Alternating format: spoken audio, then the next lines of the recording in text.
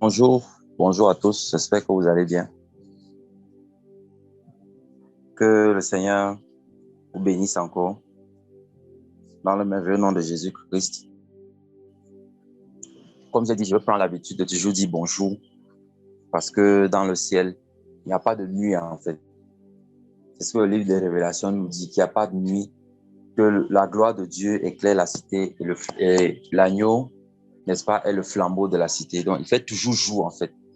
Donc, je vais m'habituer à toujours dire bonjour. Je dois m'habituer à la vie qui nous attend, la vie céleste. Alléluia.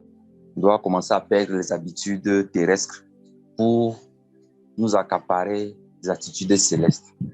Ah, gloire à notre Seigneur qui nous a justifiés par un très grand prix, au prix de son amour, au prix de son sang. Nous sommes véritablement bénis. Nous sommes véritablement bénis de savoir comment est-ce que le Seigneur nous a accordé cette grâce-là. Alléluia. Alors, ce soir, nous allons parler d'un sujet très, très important. On va parler de la mort qui a été vaincue. Alors, dans le thème, vous avez naître 2 fois pour mourir 1 fois, ou naître 1 fois pour mourir 2 fois. Mais en fait, ce dont on va parler, c'est la mort qui a été vaincue. Alléluia. Et pour cela, donc, je veux nous inviter à prier, à nous disposer afin que le Seigneur véritablement nous conduise pendant ces moments au nom de Jésus, qu'il nous aide. Pour comprendre ça, il nous faut beaucoup d'amour en fait. Pour comprendre cet enseignement, ce n'est pas beaucoup de sagesse, c'est beaucoup d'amour et d'attention. On va demander au Seigneur de nous en donner beaucoup en ce soir pour pouvoir comprendre cela au nom de Jésus-Christ. Seigneur, nous te bénissons pour la grâce que tu nous fais encore de pouvoir recevoir ta parole, de pouvoir l'écouter, Seigneur. Nous te disons merci. Nous voulons encore que tu nous donnes, que tu nous combles, que tu nous remplisses de ton amour. Remplis-nous de ta grâce, Seigneur. Comble-nous de tes bienfaits. Nous avons besoin de toi. Nous te sanctifions et nous te glorifions dans le merveilleux nom de Jésus-Christ. Parce que tu nous as rachetés, sauvés au prix de son sang, le prix du sang de ton Fils. Ce que nous voulons retenir aujourd'hui, Seigneur, c'est que tu nous démontres encore comment tu as fait pour vaincre la mort. C'est par amour que tu l'as fait. Nous avons besoin d'amour pour comprendre cela. Déverse donc en nous, Seigneur, cette capacité, cette façon, cette onction d'amour au nom de Jésus-Christ, afin que nous en débordions et que nous puissions cerner, comprendre en profondeur, Seigneur, le mystère de la croix encore, en ce qui concerne la vie, la mort qui a été engloutie par la vie, au nom puissant de Jésus. Oui, Seigneur, nous te bénissons pour tout cet amour que tu répands dans nos cœurs. Nous voulons qu'après cet enseignement, Seigneur, que notre perception de la mort soit différente, que la perception des choses qui nous attendent soit différente, afin que nous trouvions courage en toi et force en toi. Béni sois-tu, éternel, notre Père et notre Dieu. Au nom merveilleux de Jésus-Christ, nous avons qu'ainsi prié. Amen. Alléluia. Gloire à notre Seigneur Jésus. Alors, nous allons entrer, comme on dit souvent, dans le vif du sujet. Dans le vif du sujet. Et nous allons aller lire. On a beaucoup de textes à lire. La mort a été vaincue. On le sait que la mort a été vaincue, mais quel est le mécanisme que Dieu a utilisé et quelle est la place de la mort? Pourquoi est-ce que, si la mort a été vaincue, pourquoi est-ce qu'on meurt encore? C'est quand même une question qu'on peut se poser. C'est d'ailleurs ce que les incultes posent souvent aux enfants de Dieu. Mais vous dites que Jésus a vaincu la mort. Pourquoi les gens continuent de mourir? Et souvent, on n'a pas trop la réponse. On sait seulement que, de toute façon, nous, on vivra après. Mais pourquoi la mort reste là? Pourquoi, si la mort a été vaincue, pourquoi Dieu ne l'a pas retirée? Pourquoi avoir vaincu la mort et nous laisser encore dans cette angoisse-là qu'un jour ou l'autre, il va falloir partir? Pourquoi? Est-ce que n'était-ce pas plus facile de résoudre le problème, comme la mort a été vaincue, maintenant que cette mort-là ne soit plus là? Donc, on va répondre à toutes ces questions-là. Alléluia. Et le premier texte dans lequel on va aller lire, c'est dans le livre d'Hébreux, au chapitre 2, du verset 14 au verset 15. C'est même notre texte de base d'ailleurs. Hébreux 2, du verset 14 au verset 15. Allons voir ça. La mort a été vaincue. La mort a été vaincue. Alors, voici Hébreux, chapitre 2, du verset 14 au verset 15. Là, il est écrit, je vais lire dans la Louis II. Ainsi donc, puisque les enfants participent au sang et à la chair, il y a également participé lui-même, retenez bien ce mot, lui-même, il a participé. Qui lui-même? Le Seigneur. Afin que par la mort, il anéantisse celui qui a la puissance de la mort, c'est-à-dire le diable. Et il va tous ceux qui, par crainte de la mort, étaient toute leur vie retenus dans la servitude. Il y a des vérités profondes qui sont dans ce verset-ci-là, je vous assure. J'ai même dû seulement, par la grâce de Dieu, essayer de condenser. Parce que si je devais vraiment m'asseoir pour décrire chacune de ces vérités, si on devait d'abord retourner dans un autre enseignement pour parler de l'œuvre de la rédemption, la loi du rachat.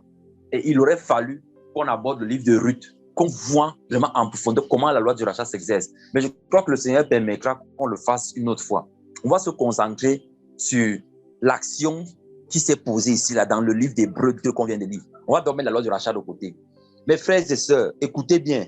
On dit que les enfants participent au sang et à la chair. C'est-à-dire que les enfants sont en communion dans le sang et dans la chair avec Dieu.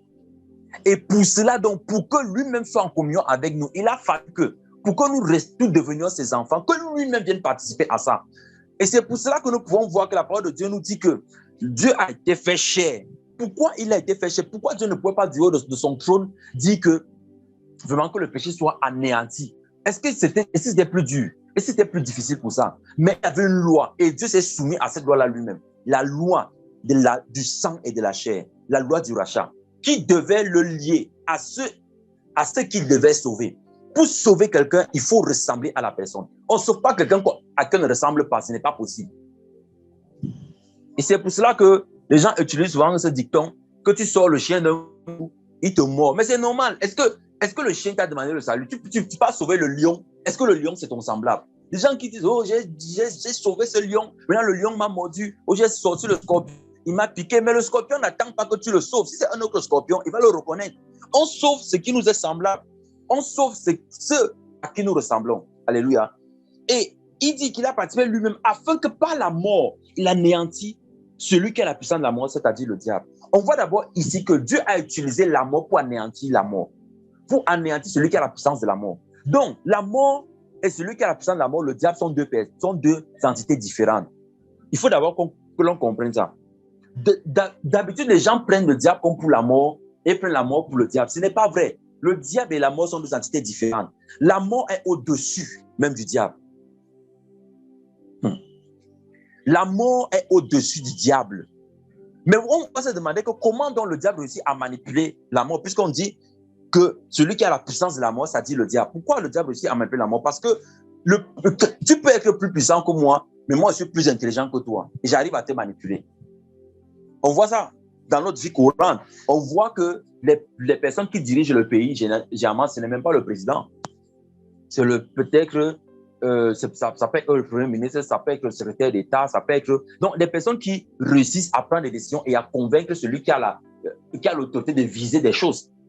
On voit par exemple dans les entreprises, quand on vient faire des audits, tout ça, on épingle des directeurs généraux. Ce n'est pas forcément parce qu'ils sont allés commettre le forfait, mais c'est parce que des collaborateurs les ont induits en erreur. Donc, qui dirigeait en fait?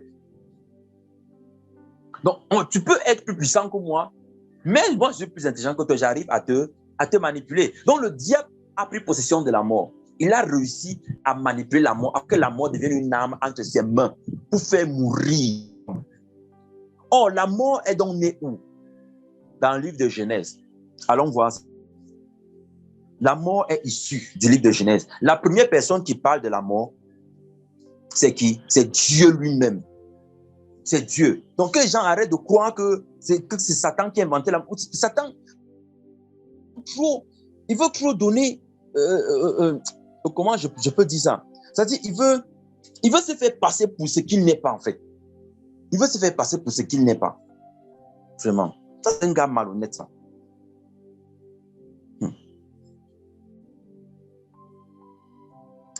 Alors,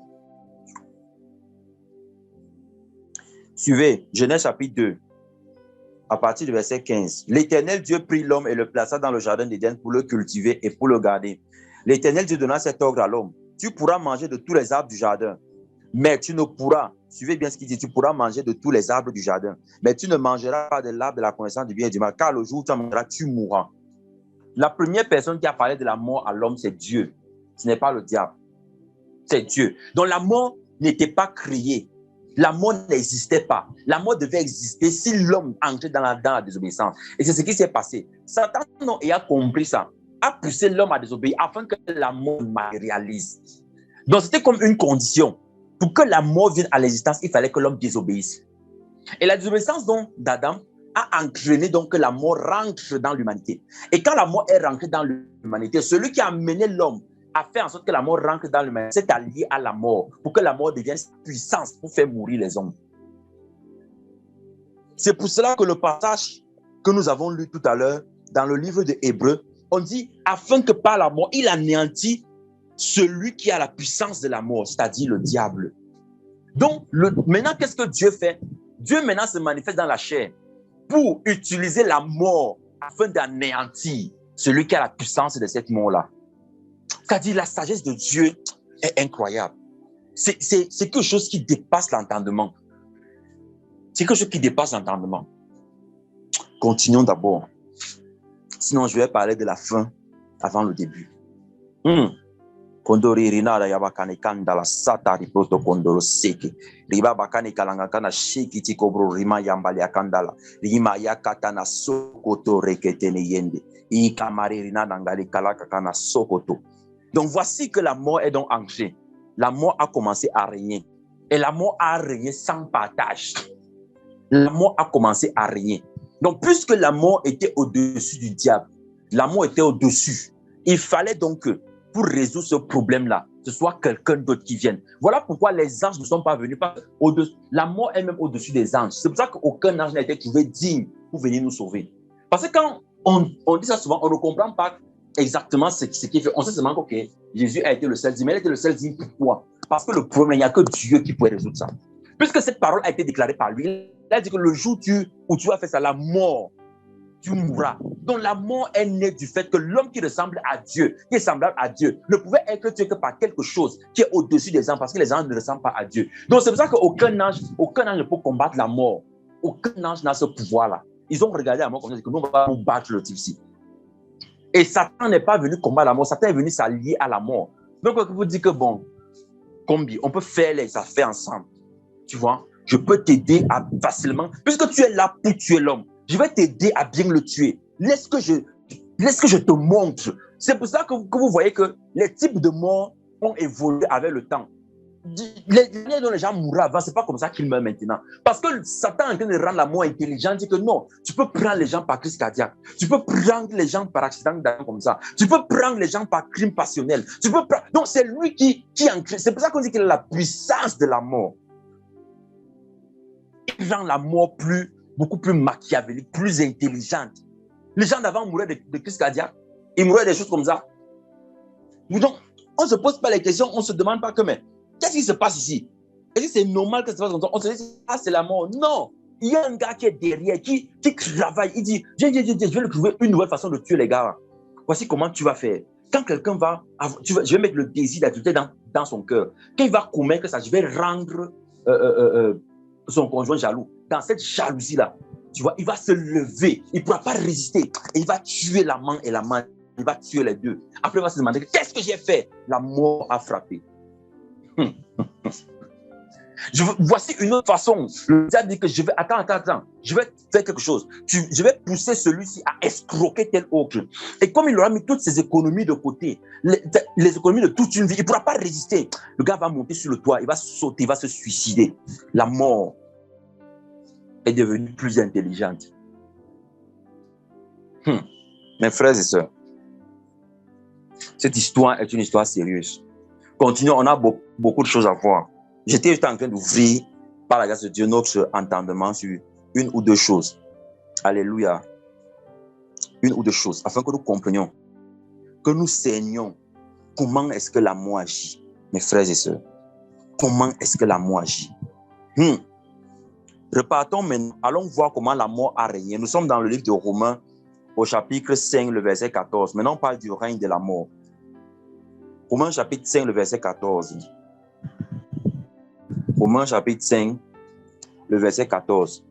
La mort a régné sans partage. Suivez. Néanmoins, la mort a régné depuis Adam jusqu'à Moïse, même sur ceux qui n'avaient pas péché par une transgression semblable à celle d'Adam, qui est la figure de celui qui devait venir. Donc, quand la mort est entrée en jeu, la mort a commencé elle est allée au-delà même. C'est-à-dire qu'elle ne s'arrêtait plus. Parce qu'elle a commencé, elle dit que mon règne a commencé maintenant. Je suis venu sur la parole de Dieu. Comprenez bien. Comprenez bien, la mort est née de la parole de Dieu. La mort n'est pas née que c'est quelque chose qui est sorti comme ça des enfers ou que Satan, c'est pas ça. Puisque Satan n'avait pas le pouvoir de tuer l'homme, il n'avait pas le pouvoir. Il ne savait pas comment faire. Et pour que ça se passe, il fallait qu'il s'appuie sur une déclaration que Dieu avait faite pour amener l'homme à violer cette déclaration-là afin que la mort vienne à se manifester. Quand la mort donc est entrée, elle ne faisait plus la différence. Tu as péché comme Adam a fait. Tu as désobéi comme Adam a désobéi. C'est ton problème. C'est un problème. On a vu que Noé même est mort. Noé est mort alors qu'il a été trouvé juste aux yeux de Dieu. Noé est mort. Les personnes même que Dieu a déclarées sont mortes quand même. Quelle est cette façon de faire? Quel est ce gars qui dit que lui ne gère plus? Même si on dit que vous êtes juste, moi je continue mon œuvre. Parce que en fait, la parole de Dieu déclarait que tu mourras. La parole de Dieu n'a pas dit à quel moment la mort devait s'arrêter. En aucun moment on a vu ça quelque part. Il n'a pas dit que si tu fais comme ça, tu vas mourir de telle période à telle période. Donc la mort a continué de vrai parce qu'il n'y avait pas de limite vis-à-vis de ce qu'elle pouvait faire. C'est pour ça qu'elle a pu croire, devenir plus sage, plus intelligente, machiavélique, tuer les hommes maintenant, commencer à tuer les bébés. J'ai remarqué que la première personne, le premier fils à avoir enterré son père, c'est le père d'Abraham, Terach. C'est lui qui a enterré son père, le premier fils. Or, avant lui, là, il n'y avait pas ça. Si vous lisez dans la Genèse, lisez bien dans la Genèse, là, vous allez voir que la première personne qui a enterré son père, c'était Terach. Avant ça, ça n'existait pas. Tout ça, c'était toujours... le premier père à avoir enterré son enfant, c'était Terach. Avant lui, là, c'était normal. On mourait dans l'ordre de naissance. Mais la mort a dit que pourquoi je vais continuer de rester dans l'ordre de naissance? Quand on reste comme ça, là, les gens ne meurent pas bien. Ça ne leur fait pas créer mal, créer quelque chose. Il faut que j'innove. Il faut que je commence à tuer. Il faut que je commence à tuer les gars qui sont nés après. Je tue d'abord celui qui est né après, avant celui qui est né avant. C'est de là où ça a commencé. Imaginez-vous ça. Avant, ça n'était pas. Est-ce que Dieu avait dit ça? Dieu avait dit tu mourras. Est-ce qu'il avait demandé à la mort de tuer les enfants avant les parents? Est-ce que c'est normal? Il n'y a même pas de nom à ça. Dieu n'a même pas prévu un nom pour ça. Donc, c'est-à-dire, lorsque un parent enterre son enfant, il n'y a pas de nom qu'on donne à ce parent-là. Ça n'existe pas dans aucune langue. Je n'ai jamais vu. Quand un enfant perd son parent, on dit qu'il est orphelin, suivant l'âge suivant la classe dans laquelle il a perdu son parent. Mais quand un parent enterre l'enfant, on lui donne quel nom? Donc la mort a innové. La mort est restée comme ça, dit que quand le parent enterre l'enfant, il souffre plus. Je suis en train de faire, je suis en train de porter du fruit. Donc même la mort porte du fruit. Donc les frères qui sont là, qui ne portent pas du fruit depuis qu'ils sont en Christ et qui sont tous les mêmes choses, même Dieu va leur montrer la mort. Que regardez la mort même a porté le fruit. La mort a porté plus de fruits que vous. Donc vous êtes inexcusable. Inexcusable. Les gens qui disent que vraiment c'est moi c'est mon caractère, c'est mon comme ça là. Dieu va montrer aux gens la mort que regardez, la mort même est devenue plus, elle a porté plus de fruits que vous parce qu'elle a grandi. Mais toi tu es resté un chrétien non toute ta vie. Mes frères et sœurs, le jugement sera grave. Hein. Moi j'aime pas parler beaucoup du jugement parce que les enfants ne passeront. Voilà. Mais il faut quand même de temps en temps rappeler aux uns et aux autres que ce ne sera pas facile. Donc voilà la mort qui a régné comme ça là, sans partage, sans pitié, c'est-à-dire sans compassion. La mort n'a pas géré ça. Et pourquoi est-ce que la mort faisait ça? Mes frères et sœurs, lorsque on voit quelqu'un mourir, c'est la chose. Là, je ne parle pas de la mort, renoncement, tout ça. Je parle de la mort physique. La mort est la chose qui effraie le plus l'homme. Et on va aller lire un texte où Jésus même a été effrayé par la mort. Beaucoup de personnes, quand le Seigneur nous demande d'être courageux, je vais lever un mythe parce que Satan manipule tous les chrétiens. Quand le Seigneur demande d'être courageux, là, le courage que Dieu nous demande, c'est de manifester le courage. Ce n'est pas de ne pas ressentir la peur. Le fait de ressentir la peur nous prouve que nous avons besoin de quelqu'un pour nous soutenir. Donc, il y a des personnes, dans beaucoup d'assemblées, on réussit à créer des êtres dépourvus d'émotions. Dépourvus d'émotions dans le sens où un frère souffre, quelqu'un meurt, on dit que non, nous on ne pleure pas, nous vraiment, on espère qu'il va revenir, donc nous on ne pleure pas, mes frères, c'est le mensonge. Dieu n'a pas demandé qu'on n'ait pas de sentiments, mais il a demandé qu'on se laisse pas submerger par la tristesse. Il n'a pas dit ça. Allons lire le texte, mes frères et sœurs. L'action de la mort, la première chose que la mort vient créer dans le cœur de l'homme, c'est la peur. Nous sommes dans le livre de Matthieu, au chapitre 26. On va lire du verset 36 au verset 39. Matthieu, chapitre 26, du verset 36 au verset 39. Suivez. L'action de la mort. Alors Jésus alla avec eux dans un lieu appelé Gethsemane et dit aux disciples, asseyez-vous ici pendant que je vais prier un peu plus loin. Et il prit avec lui Pierre et les deux fils de Zébédée, et il commença à être attristé et très angoissé. Alors il leur dit, mon âme est extrêmement attristée, même jusqu'à la mort, demeurez ici et veillez avec moi. Et il alla un peu plus loin et tomba sur son visage et pria, disant, oh mon Père, c'est possible que cette coupe passe loin de moi. Toutefois, non pas comme je veux, mais comme tu veux. Si on doit considérer que la peur est un péché, ça veut dire que Jésus a donc péché ici. Puisque Jésus a eu peur, l'angoisse c'est quoi? L'angoisse c'est quoi? L'angoisse c'est peur. Si on considère donc que la peur est un péché, c'est qu'on doit admettre donc que Jésus a péché ici. Mais puisque la parole nous enseigne qu'il a marché comme un homme, mais en toute chose sans commettre des transgressions, donc il n'a pas péché, on doit comprendre que ce n'est pas la peur qui est le péché. C'est le fait de se donner à la peur qui devient le péché. Donc le fait d'avoir un sentiment de peur, d'anxiété, de doute, de crainte, ce n'est pas ça qui est le péché, mais c'est le fait de donner foi à ça et de considérer que c'est ça qui est la vérité, c'est ça qui devient le péché. Donc Jésus est allé prier parce que la mort était en train de venir. Mes frères et sœurs, ne pensez pas que quelqu'un peut voir la mort venir. Il y a quelqu'un qui dit que je suis courageux, je suis ceci. On va voir la vie des apôtres. Pourquoi est-ce que les apôtres mouraient avec joie? C'est parce qu'ils voyaient autre chose. Ce dont les apôtres, ce qu'un homme, en tant qu'enfant de Dieu, alléluia, en tant qu'enfant de Dieu, peut avoir peur. Ce n'est pas de la mort elle-même. Jésus n'avait pas peur de la mort elle-même. Ce qui faisait que Jésus soit dans cet état, ce n'est pas la mort elle-même. Parce que dans le livre des Hébreux, au chapitre 5, le verset 7, on dit, et c'est lui qui, dans les jours de sa chair, a présenté avec des grands cris et des larmes, et avec supplication, celui qui pouvait le délivrer de la mort, et ayant été exaucé à cause de la piété, a appris l'obéissance, verset 8, a appris l'obéissance en tant que fils par les choses dont il a souffert. Donc, Jésus était exaucé avant qu'il n'aille à Gethsemane. Il avait déjà présenté par des grands cris et des larmes, et Dieu lui a dit qu'il était exaucé, que je vais te révéler de la mort, je vais te réveiller, tu ne vas pas dormir là-bas. On va lire ça d'abord tout à l'heure dans un autre verset, dans Actes chapitre 2, quand Pierre explique le mécanisme de la croix. Donc Jésus savait qu'il n'allait pas demeurer dans le tombeau. Pourquoi dans cette peur-ci? Il a été exaucé avant, ce n'est pas à Gethsemane.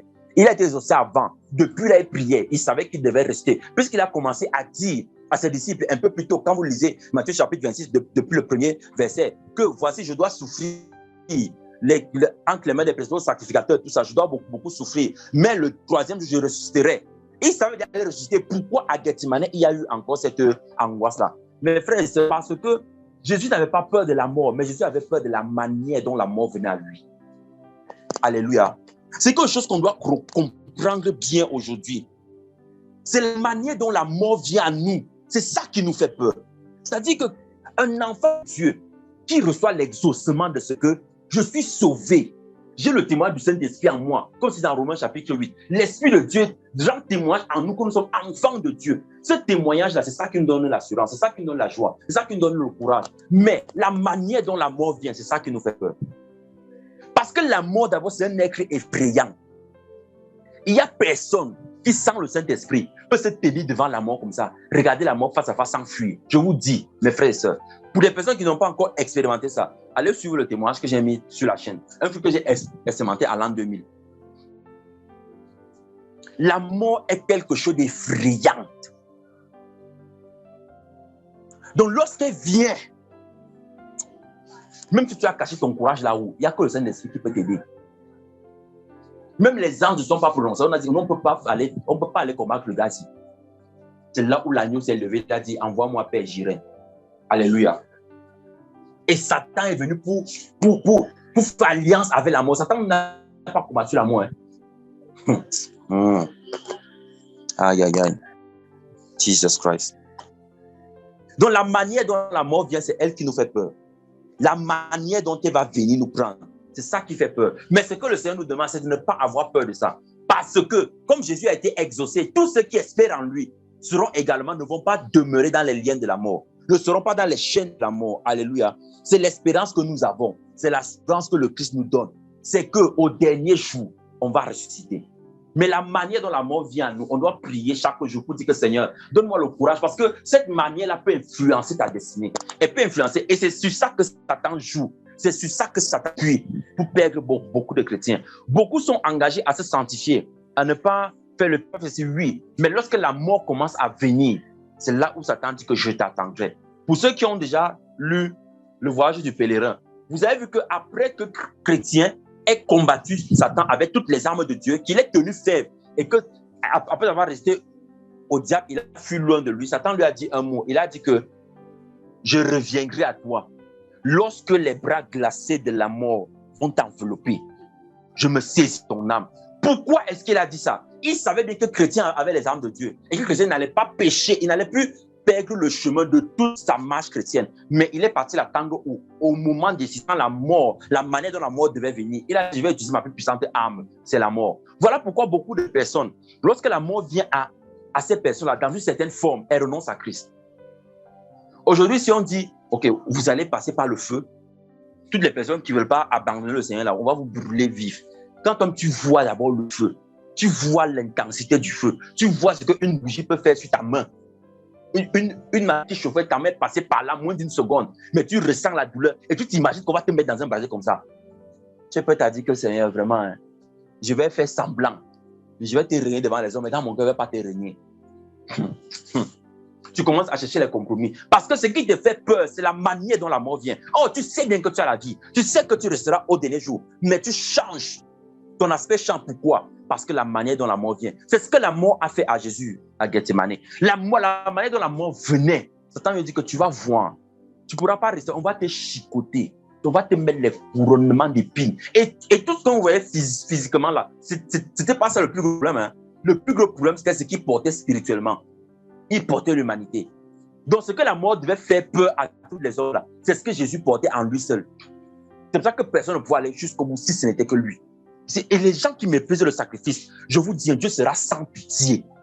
Dieu, je vous dis, mes frères et sœurs, je ne sais pas, il y a l'esprit de Dieu qui est en train de m'animer là maintenant. Là. Dieu sera incroyable, il sera sans pitié. Il faut lire Ézéchiel 9 pour bien comprendre ce que dit. Dieu ne va pas pardonner, même pas une seconde. Ne vous imaginez pas que toutes les personnes qui vont mépriser le sacrifice de Christ là, Dieu va leur dire que bon, ok, je comprends ce qu'il peut. Il sera sans pitié ce jour-là. Parce que ce que Christ a porté, personne ne peut s'imaginer ça. Regardez, je vous dis que ce que Christ a porté, le poids de l'humanité là, ce que Christ portait, c'était la peur que la mort avait inspirée à tous les hommes avant lui et à tous les hommes après lui. C'est ce que Christ a porté.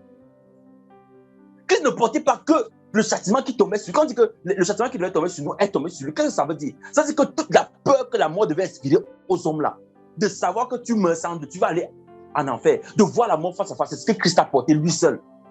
Et puis quelqu'un va faire ça. Dieu a créé ainsi son fils, celui qui était juste. Il a traité comme ça. Et puis on pense qu'on va vivre dans le péché. Et le Seigneur va dire, c'est pas grave, je comprends. Mais c'est un mensonge qui vient du quartier général de Satan. N'acceptez même pas ça une seule seconde. C'est un mensonge de Satan. Un mensonge de Satan. Dieu sera sans pitié. Donc que les personnes qui s'amusent, qui estiment que je peux vivre comme ça, je peux faire ça, je peux arrondir les bouts, un peu de péché par-ci, un peu de péché par-là, Dieu va me comprendre. C'est le feu de la gêne éternelle qui va les comprendre. C'est là-bas qu'ils vont aller négocier avec le feu. Que brûle-moi plutôt ici, ne me brûle pas là-bas. Mais ce n'est pas avec Dieu. Dieu ne peut pas laisser passer ça, je vous assure. Il ne peut pas. Parce qu'il a fait souffrir son fils. Il a brisé par la souffrance. D'une manière inimaginable. Je vous explique ça parce que moi, j'ai connu l'expérience d'amour. Mes frères et sœurs, quand l'amour vient à toi, je vous dis ce que ça fait. Et moi, j'étais seul dans mon cas. Imaginez quelqu'un qui porte ça pour toute l'humanité. Quand l'amour vient à toi, même si ça cache ton courage ou ça part, pas d'accord. Non, Jésus était en train de prier, de supplier Dieu. Que, hey, la coupe, si je vais pouvoir boire ça, je vais pouvoir tenir ça. Parce que la mort venait à lui d'une façon brutale et violente. Comme aucun homme avant lui et aucun après lui ne devait connaître. Satan a déployé toute la puissance, toute la sagesse de la mort en ce moment-là. Qu'on va te tuer d'une manière qu'aucun homme n'est jamais mort. Et en effet, personne n'était jamais mort comme ça. Et puis les gens s'amusent. Ne soyez pas de ceux qui s'amusent, mes frères et sœurs. Je vous encourage, ne vous amusez pas. Ne prenez pas. Dieu n'est pas notre ami. C'est Dieu qui laissez que Dieu dise que tu es mon ami. Ne vous dites pas que je suis l'ami de Dieu. Personne ne marche ici et il déclare que le président est mon ami. C'est le président qui dit, pendant qu'il fait un discours, que mon ami, c'est lui qui te fait l'honneur de t'appeler ami. Ce n'est pas l'inverse. Et on fait comme ça avec des hommes, et c'est avec Dieu qu'on bâtiffonne, qu'on s'amuse. Dieu n'est pas notre égal, il n'est pas notre égal, il ne nous doit rien.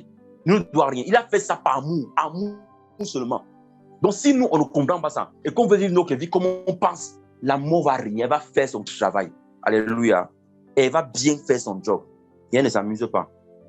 Donc, cette peur-là, quand la mort vient à nous et qu'on a peur, cette peur-là, c'est elle qui nourrit sa puissance.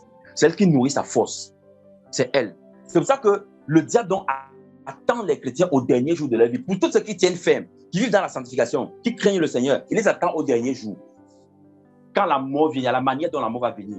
Quand tu vois, tu es dans un avion, tu es en train de te cracher. Aïe, aïe, aïe. Je vous dis, vous savez ce que ça peut faire comme peur. Le bateau est en train de couler. Tu vois l'accident venir face à face avec toi comme ça là. Tu es prêt à faire le pacte avec Satan. Que si Satan, tu me sauves le tout ci là, je vais te servir. On dit, on va vous passer au feu, vous tous là, on va vous égorger vif. Mes frères et sœurs, la seule chose à faire, je vous dis, la seule chose qu'on a à faire, c'est de prier afin que le Seigneur nous fortifie. Parce que personne ne sait la manière dont on va partir, parce qu'on doit partir. Qu'on ne vive pas comme si on ne pense pas à ça, non, poussons ça loin. Quand on parle de la mort, il y a des gens qui refusent. Non, la vie éternelle, pour entrer dans la vie éternelle, on meurt d'abord. Ah oui. Et on va comprendre pourquoi. Donc, la mort a agi ainsi. Pourquoi? Parce qu'elle devait maintenir les gens captifs. Retournons encore dans Hébreux, chapitre 2, le verset 15, qu'on a lu tout à l'heure. La mort fait ça pour intimider. C'est sa façon de nous intimider. La mort fait ça pour intimider. Pourquoi? Regardez, Hébreux 2, le verset, je vais relire le verset 14 et le verset 15 pour qu'on comprenne bien. Il dit que, ainsi donc, puisque les enfants participent au sang et à la chair, il a également participé lui-même, afin que par la mort, il anéantisse celui qui a la puissance de la mort, c'est-à-dire le diable. Et qu'il délivra, verset 15, tous ceux qui, par crainte de la mort, étaient toute leur vie retenus dans la servitude. Aujourd'hui, quand quelqu'un reste dans le péché, on se dit que c'est parce que la personne aime le péché. C'est la mort qui crée ça, la servitude.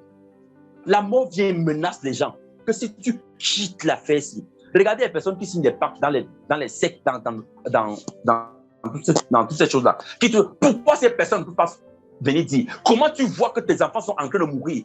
Parce que toi-même, tu sais les pactes que tu as tissés. Mais tu ne peux pas parler de ça. Ils meurent là, tu les enterres, tu avales. Pourquoi? Par crainte de la mort. La mort te dit, tu vois ce que j'ai fait, non?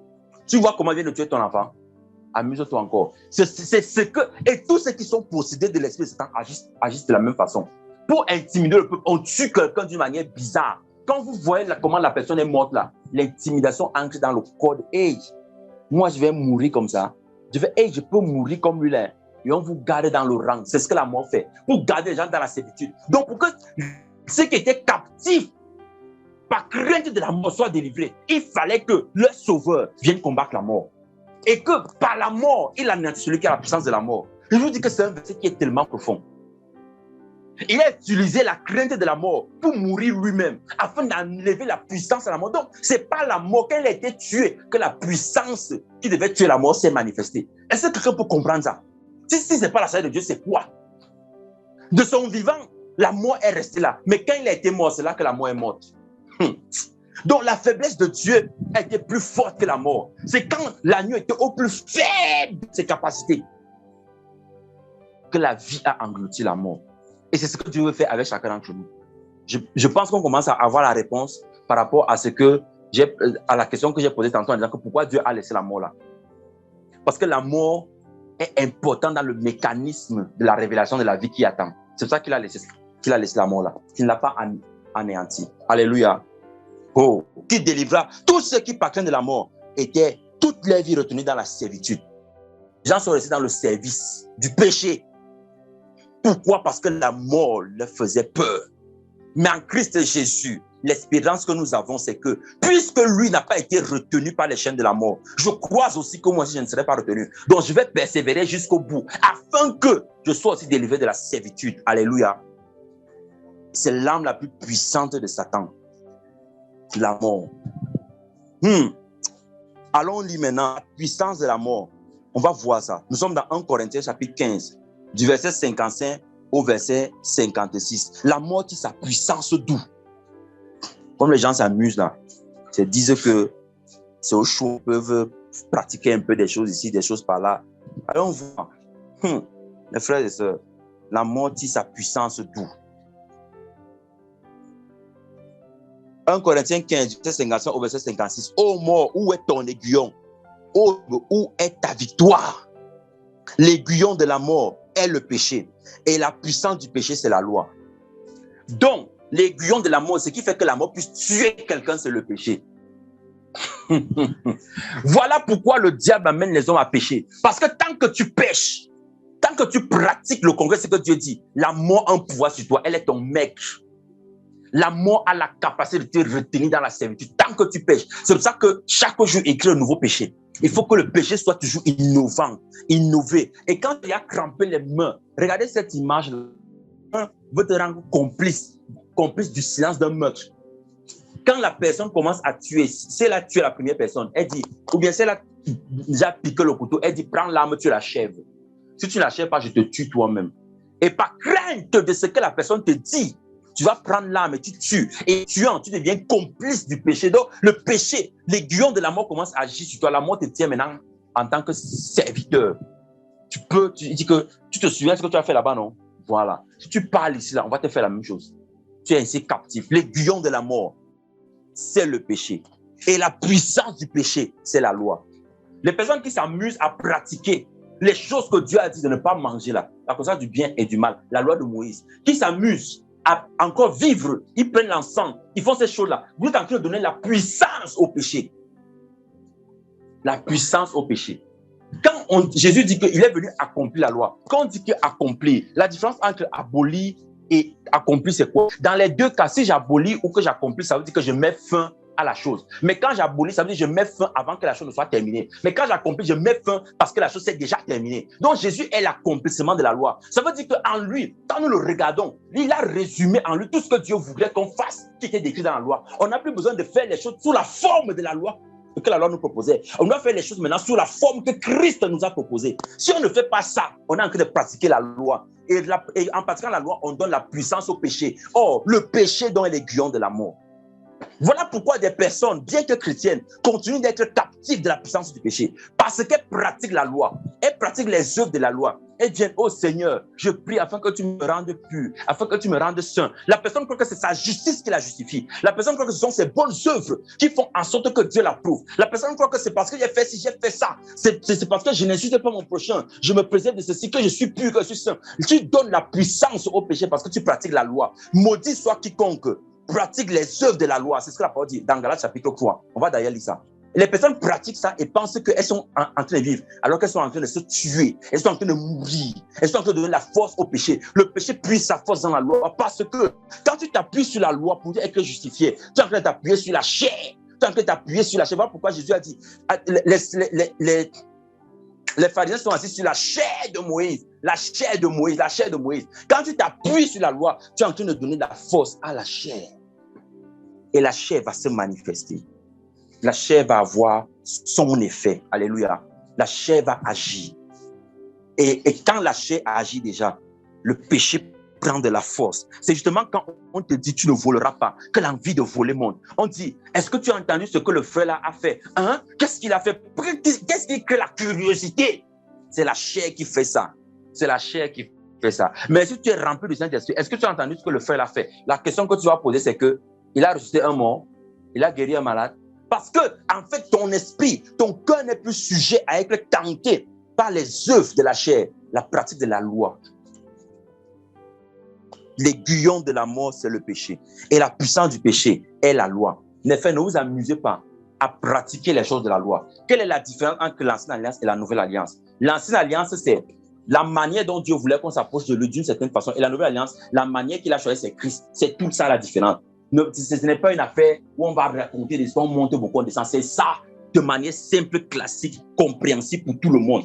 Donc, si on veut s'approcher de Dieu à la manière qu'on le faisait avant, là, par des ablutions, par nos actes, nos œuvres, on égorge le coq passé, on donne offrande de ci, offrande de ça, on se rend désagréable à Dieu. Mais quand on s'approche de Dieu selon que Christ nous a enseigné, c'est-à-dire que quand on vient à Christ là, quand il dit que donner sans contrainte, ni ceci, tu prends, tu donnes par amour. Quand tu fais ça, tu es en train de pratiquer la grâce.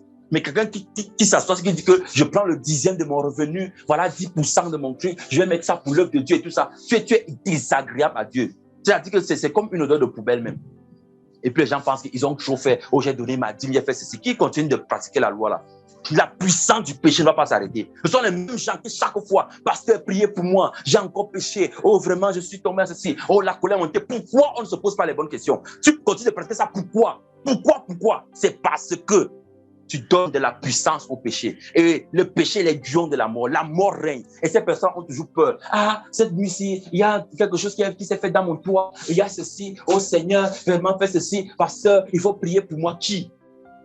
J'éteins mon téléphone, je dors. Moi, je ne sommeille pas ni ne dors. Hein. Ça, c'est le Saint-Esprit qui fait ça. Moi, je ne suis pas dedans. Moi, quand l'heure arrive, je me couche et je m'endors. Je me lève le lendemain par la grâce de Dieu. Alléluia. Les personnes qui sont là à 2h, 3h, vont t'appeler, oh, prie pour moi, tout ça là. Vraiment, si elles ne peuvent pas me prie pas.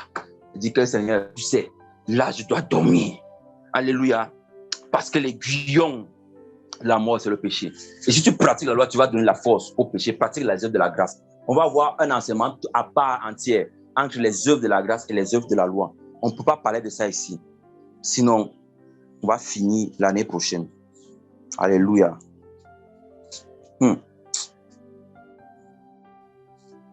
Allons dans le livre de Galates, dans sa muse. Donc, en poussant les hommes à pratiquer la loi, le diable les soumet à la mort. C'est aussi simple que ça. Hein. C'est aussi simple que ça. Aussi simple que ça. Donc, je ne me pose même pas les questions sur les affaires parce que les gens aiment souvent donner un doute raisonnable. Oh, vraiment. Moi, je ne suis pas là pour prêcher les gens. Hein. Mais les gens aiment donner. Moi, je regarde la vie que tu as menée et d'après ça, la connaissance des Écritures que j'ai, je peux juger si tu es allé en enfer ou pas. Mais je ne peux pas dire que c'est 100% ça parce que je ne sais pas ce qui s'est passé à des secondes de ta vie. Mais je vous dis que toutes les personnes qui ont fait ces choses-là, comme les Tchalé Sumba, les machins comme ça, où on donnait offrande du taureau, offrande du bélier, offrande du lion, offrande du caméléon, offrande du chien, offrande du chat, offrande du serpent, toutes ces personnes qui font ces choses, qui font les cultes sacrificiels là, ou les cultes de machin, il faut venir s'aimer, les cultes de semences là, qu'elles continuent de faire ces choses là. Au dernier jour, elles ne feront pas le Seigneur. Parce qu'il faut qu'on parle de ces choses et qu'on sorte du désordre. Que les enfants de Dieu arrêtent d'être trompés et de marcher dans ces choses des ténèbres en pensant que c'est parce que je donne une offrande, que c'est parce que je donne quelque chose, que c'est agréable à Dieu. C'était dans l'ancienne alliance. On ne fait plus ça maintenant. L'offrande qu'on désire, c'est Romains 12, verset 1. L'offrande de notre corps. Dieu veut ton cœur. Il veut que tu te donnes parfaitement à lui. Que tu arrêtes d'être méchant, de parler mal des gens, de garder la haine dans ton cœur, de te donner à lui pour vivre sa vie. Qu'est-ce que le Seigneur veut? Mais les personnes ne veulent pas donner ça, mais pensent qu'en donnant l'argent, en payant ceci, on va prier pour moi, on va faire ceci. Ces personnes ne verront pas le Seigneur. Elles ne verront pas le Seigneur. Parce que le chemin qu'il a donné, c'est Christ. Il a dit, je suis le chemin de la vérité et la vie ne vient pas que par moi. Et là, le chemin, la manière de toucher le cœur de Dieu, il faut passer par Christ. Il faut faire comme il a fait. Alléluia. Des personnes s'amusent et pensent qu'ils peuvent faire autrement comme le Seigneur ne nous a pas montré par Christ. Galates chapitre 3, du verset 10 au verset 14. Suivez. C'est la grâce qui affranchit. Galates chapitre 3, du verset 10 au verset 14. Oh, Saint-Esprit est sur moi. Je ne sais pas pourquoi. Aujourd'hui, l'Esprit de Dieu est sur moi comme ça. Je ne sais pas. T'as dit, je n'arrive pas à parler. Il y a un feu là qui sort. C'est comme s'il y a une urgence, quelque chose qui est en train de me presser. Que le temps est court. Je ne sais pas. C'est comme si le temps est court. Il faut le faire maintenant. Demain, il sera peut-être trop tard. Lisons ça. Galates chapitre 3, du verset 10 au verset 14. Car tous ceux qui s'attachent aux œuvres de la loi sont sous la malédiction. Sous la malédiction, car il est écrit, maudit quiconque ne persévère pas dans toutes les choses qui sont écrites dans le livre de la loi pour les faire. Imaginez-vous ça. Parce que quand les gens disent qu'ils pratiquent les choses là, ils prennent l'ensemble, tout ça, qu'ils prennent tout. La loi là, c'est de Genèse, c'est de Exode jusqu'à Deutéronome. Que quelqu'un pratique ça, je vois. Que quelqu'un pratique tout ça, je vois. Il n'y a personne qui peut faire tout ça. Personne.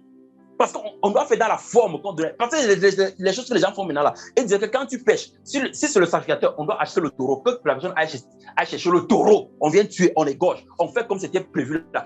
Et il faut qu'on reconstitue le tabernacle, qu'on refasse exactement comme ça. Les gens pensent que Dieu était fou. Quand il donnait des spécimens, il dit que c'est l'ombre des choses. Et les gens restent dans l'ombre et ils veulent avoir la lumière, alors qu'ils sont dans l'ombre. Non. Ça, c'est un autre Dieu, ça. Verset 11. Et que personne ne soit justifié par la loi devant Dieu. Personne. Cela est évident parce que le juste vivra par la foi. Or, la loi ne procède pas de la foi, mais celui qui fait ces choses vivra par elle. Donc, pour vivre par la loi, il faut pratiquer entièrement toutes ces choses-là. Si tu omets une seule, c'est la multiplication. Un plus de facteurs nuls comme moins un des facteurs nuls. Si tu ne pratiques pas une seule de ces choses, ça fait 0. Donc, quand tu as pratiqué 9 999 999 choses et que tu as raté une, ça fait fois 0, ça fait 0. C'est ce que la loi dit. C'est ce qu'on lit ici. Dites-moi donc qui peut faire tout ça. Dites-moi qui peut pratiquer tout ça. Et on amène les gens à pratiquer la loi. Pourquoi? Parce que Satan sait ce qu'il fait. Il sait que la puissance du péché se trouve dans la loi. Tant que tu pratiques la loi, tu vas pécher. Parce que tu ne pourras pas faire tout ce que Dieu a établi là. Et Dieu l'a fait à dessein. Afin qu'on se retourne vers son Fils. Alléluia. Le seul juste. La sagesse de Dieu est incroyable. Verset 13, suivez. Christ nous a racheté de la malédiction de la loi. Étant fait malédiction pour nous, donc c'est lui qui allait accomplir tout ce que la loi demandait. Et il a porté ça sur lui. Et il est écrit, car il est écrit, maudit quiconque est pendu au bois. Verset 14, suivez. Afin que la bénédiction d'Abraham puisse venir sur les gentils, dont les païens, nous que nous étions, par Jésus-Christ, afin que nous puissions recevoir la promesse de l'Esprit par la foi. Donc la foi nous introduit dans le Saint-Esprit. C'est en recevant le Saint-Esprit que l'on reçoit la promesse que Dieu avait faite à Abraham. Donc, en fait, quand Dieu avait promis à Abraham que je ferais de toi une grande nation, je bénirai ceux qui te béniront, je maudirai ceux qui te maudiront. Il était en train de dire à Abraham que je vais te donner le Saint-Esprit. C'est tout, hein. C'est ça la promesse d'Abraham. Donc, quelqu'un qui est là, il dit que je suis fils d'Abraham. Je déclare au nom de Jésus que j'aurai ceci. C'était pas de ça qu'il s'agissait. Le reste là, c'était les accessoires. Il a rendu fort, c'était les accessoires. La promesse qu'il a faite à Abraham, c'est que tu ne manqueras pas d'un descendant. Je vais te donner Isaac. Isaac était le prototype de Christ. C'est-à-dire l'Esprit de Dieu manifesté dans la chair, sur terre. Christ, Isaac, c'était le prototype. Et c'est pour ça qu'il a failli être tué. Il a suivi. Il y a tellement de choses. Si, tu ne peux même pas parler de tout ça. Qu'est-ce que Dieu.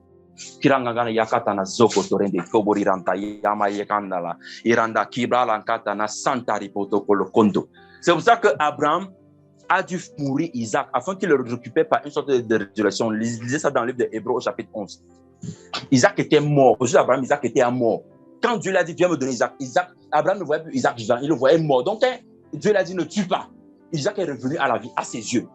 Il faut lire ça dans Hébreux 11. Alléluia. Donc, mes frères et sœurs, ne vous dites pas un seul instant que mort, la puissance de la mort, ne peut rester sans agir. Un tout petit peu de loi juste et beaucoup de grâce. Je vous ai dit, c'est une multiplication. Quand tu pratiques une chose que Dieu n'a pas demandé, ça fait 0. Si vous comprenez ça comme ça, vous allez fuir le péché comme la peste. Mais comme les gens s'amusent, ils disent que non, c'est une forme d'addition, on va mettre une balance. Moi, je n'ai pas vu de balance quelque part. Cette histoire de balance, c'est une théorie diabolique. Et vous allez voir que dans toutes les religions, on parle de ça. On parle de ça dans le christianisme. Parce que Christ n'est pas dans le christianisme.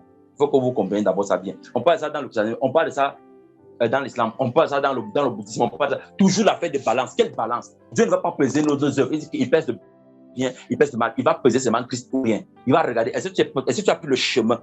Le chemin. On dit tout chemin mène à Rome. Oui, ça c'est Rome. Et Rome était la capitale du péché. À ce moment-là, c'était la capitale du péché. Tout chemin ne mène pas chez Dieu. Il y a un seul chemin, c'est le Christ. Et quelqu'un qui ne passe pas par ce chemin-là, il va arriver dans un autre endroit. On va parler de la vie maintenant. Donc ça, c'est l'action de la mort. Ça, c'est ce que la mort fait. Maintenant, on va parler de la vie. Alléluia. On va d'abord commencer à aller lire dans le livre d'Hébreux au chapitre 7. On va parler du changement de sacerdoce. Changement de sacerdoce. On va aller dans Hébreux 7, du verset 11 au verset 23. Les choses intéressantes commencent. Alors, Hébreux 7, du verset 11 au verset 23. Allons lire ça. Ce message, ce n'est pas pour susciter la peur, hein, mais c'est pour voir comment la sagesse de Dieu est infiniment variée. Alléluia. Oh, Hébreux 7, à partir du verset 11. Suivez. Si dans la perfection avait été possible par le sacerdoce lévitique, car c'est ce sacerdoce que repose la loi donnée au peuple, Qu'était-il encore besoin qu'il parût un autre sacrificateur selon l'ordre de Melchisédek et non selon l'ordre de Aaron? Car le sacerdoce étant changé, nécessairement aussi un changement de loi. Hey, Kibarakandala Sakaribrataka Soto. Enderiaranda Yamatangala Kindala Sakatanarokoto.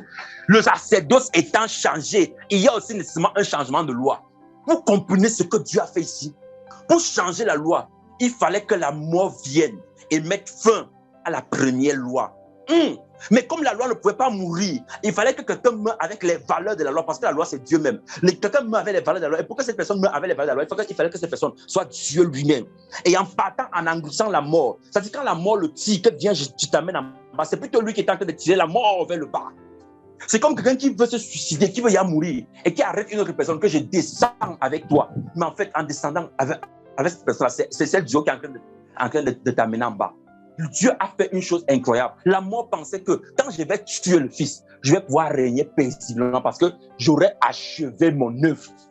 Je vais pouvoir tuer les hommes à l'infini. Hey, c'était là qui avait le piège. Le sacerdoce devait changer. La loi devait changer. Et pour qu'elle change, il fallait que la mort intervienne. Timbara Sandari Jakakana Yanda Kebele Senkete Yokoto. Hey, il y a un changement de loi, mes frères. La loi a changé. Ce n'est plus la même loi. La loi lévitique n'existe plus. Elle a changé parce que la mort a englouti cela. En effet, verset 13, celui de qui ces choses sont dites appartient à une autre tribu, dont aucun membre n'a fait le service de l'autel. Donc Jésus est venu naître sous Judas, de telle sorte que toute la malédiction qui avait attrapé les Lévites là, ça ne tombe pas sur lui. Parce que lui est né d'une autre tribu. Et Dieu a fait ses exprès. Il n'avait jamais mis un membre de la tribu de Judas au service de l'ancien sacerdoce, de peur que la mort résonne aussi dans la nouvelle loi. Mais lorsque la nouvelle loi est venue, la mort a regardé et dit que je ne sais pas comment conclure ça. On fait ça comment? Hey! Le Seigneur, par sa sagesse infinie, il avait fait quelque chose.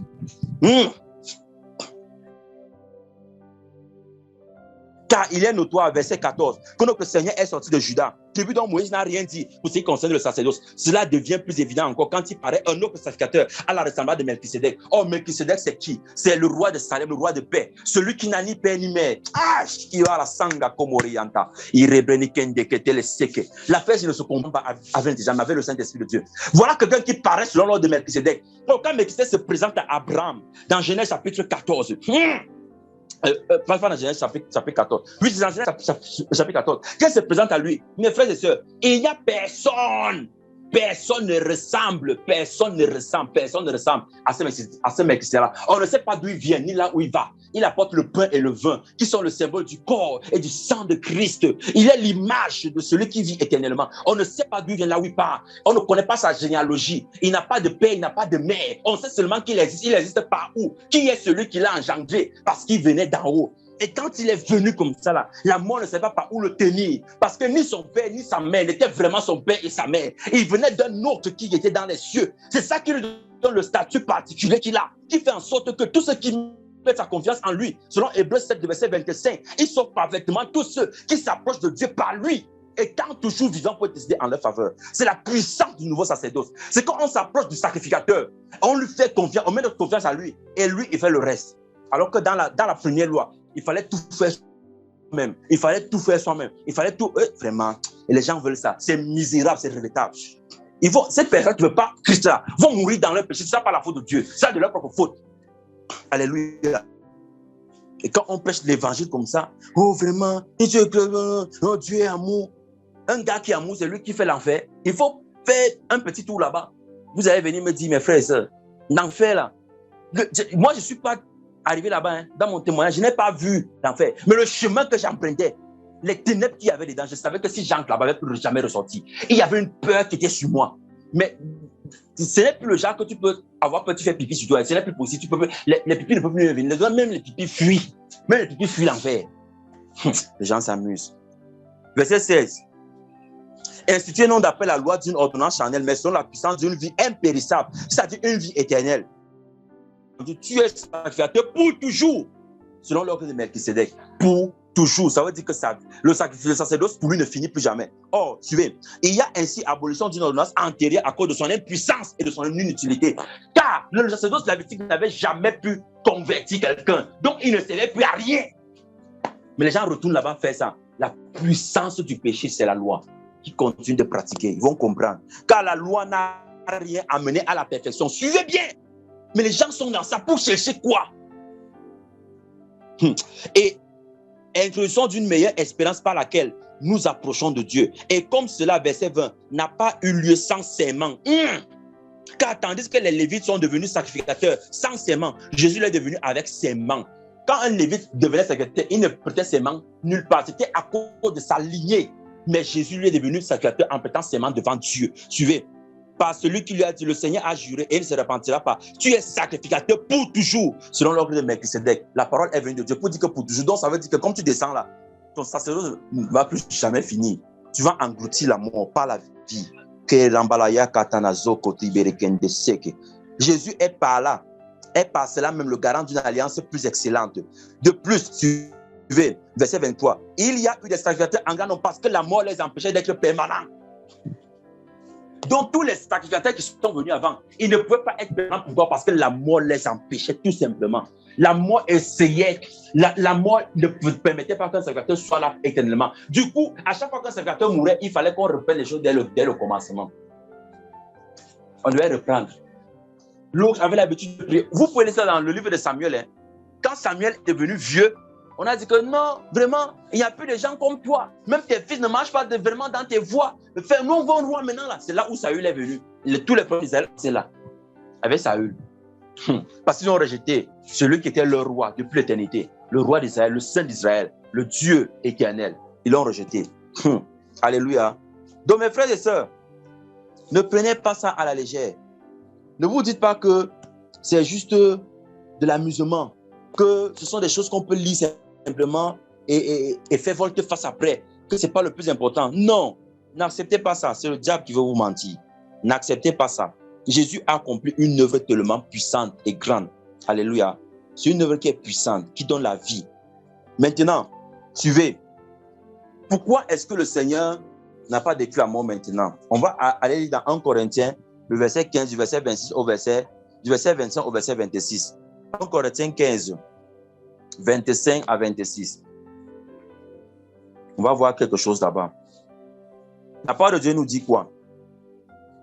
Car il faut qu'il règne jusqu'à ce qu'il ait mis tous les ennemis sous ses pieds. Le dernier ennemi qui sera détruit, c'est la mort. Pourquoi Dieu décide de détruire la mort en dernier?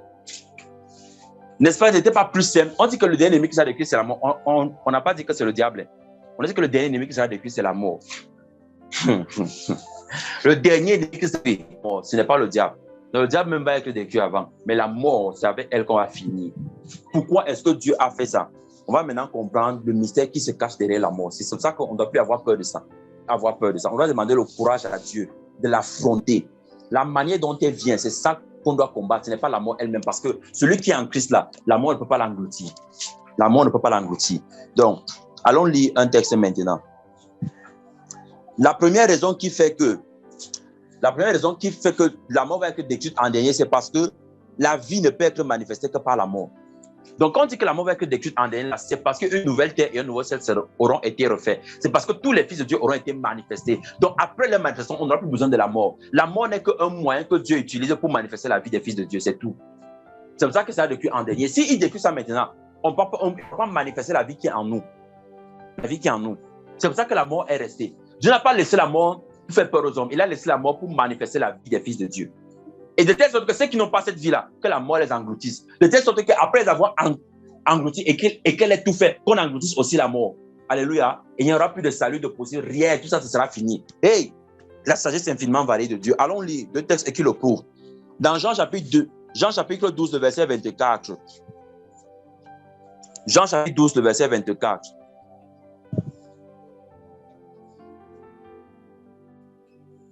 Jean 12, 24.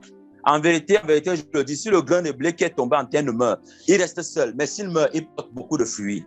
On connaît ce passage de Christ. On a beaucoup à ce prononcement, à l'abandon, c'est vrai, tout ça est vrai. Ce n'est pas faux. Mais il y a aussi un autre aspect, c'est que le blé ne meurt, c'est aussi une mort physique.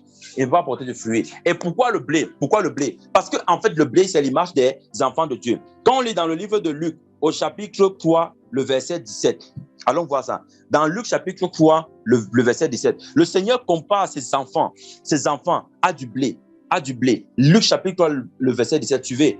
Il a son ventre à la main, il nettoiera son nez et il amassera le blé dans son grenier. Mais il brûlera la paille dans un feu qui ne s'éteint point. Le blé dans son grenier, ça veut dire les enfants de Dieu. Quand Christ va venir, il va amasser les enfants de Dieu, le blé dans le grenier. Et quand vous lisez dans Matthieu chapitre 13, au niveau de la parabole, n'est-ce pas, au niveau de la parabole du semeur, où les anges de Dieu descendent et ils disent que Seigneur, on voit les vrais avec le faux, on fait comment? Le Seigneur dit que laissez les deux croître ensemble. Le vrai, c'est le blé et l'ivraie, c'est la mauvaise herbe ou la paille qui va être brûlée. Donc, en fait, ce qui se passe ici, c'est que Jésus est en train de dire que si le blé, l'enfant de Dieu, le tombe en terre et ne meurt, c'est-à-dire si sur la terre, si, il ne manifeste pas la mort, il ne meurt pas physiquement, il ne peut pas porter du fruit. Or, le fruit dont il parle, c'est quoi? C'est le fruit de l'arbre de vie.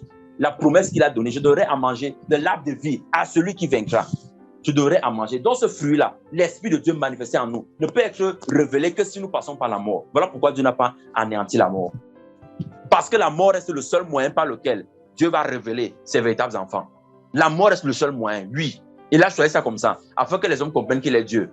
Que ce qui a régné sur les hommes, depuis Adam jusqu'à Moïse, qui a toujours agi, qui a fait mourir les justes comme les injustes, que les hommes comprennent qu'il a, lui, c'est la capacité d'anéantir cela. Mais il va le faire à la toute fin. Alléluia. Afin que ceux qui blaguent là, que la mort les entraîne d'abord et qu'ils ne ressortent pas. Un autre passage, pourquoi est-ce que la mort n'a pas été détruite jusqu'à présent et que c'est le dernier ennemi à être détruit? C'est parce que la vie doit engloutir la mort. Suivez bien. La vie doit engloutir la mort. Or, pour que la vie engloutisse la mort, il faut que la mort se manifeste d'abord. Il y a une sagesse ici dedans. La sigra tanka yeke tenizende. Rimete ke nikolo nogono soto kokangali aranda yamataka likanda. Mes frères et sœurs, comprenez bien quelque chose. Pour que la vie engloutisse la mort, il faut que la mort se manifeste d'abord. Puisque nous sommes encore vivants sur la terre présentement, la mort n'est pas encore manifestée.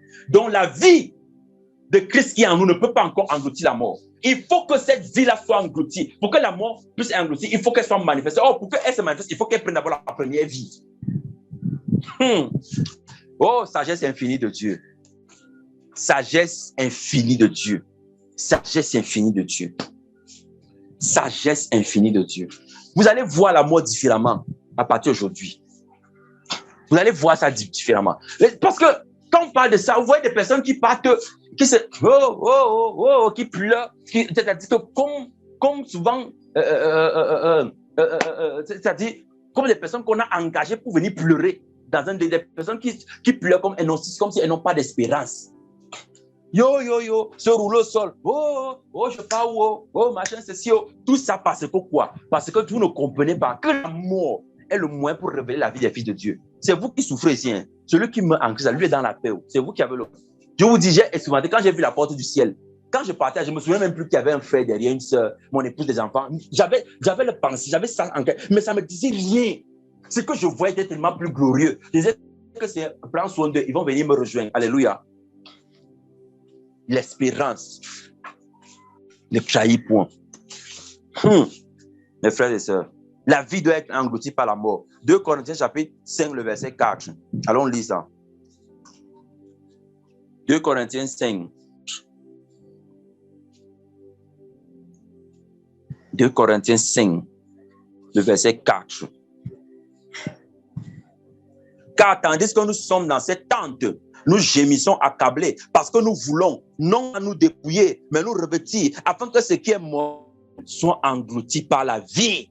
Afin que ce qui est mortel soit englouti par la vie. Afin que ce qui est en nous, qui est humain, que la vie mange ça. Mais pour que la vie mange ça, il faut que ce qui est mortel là, se manifeste comme mortel. Pour que la vie vienne à engloutir. Le projet de Dieu, c'est comme le pouce-pion. C'est comme dans un jeu d'échecs.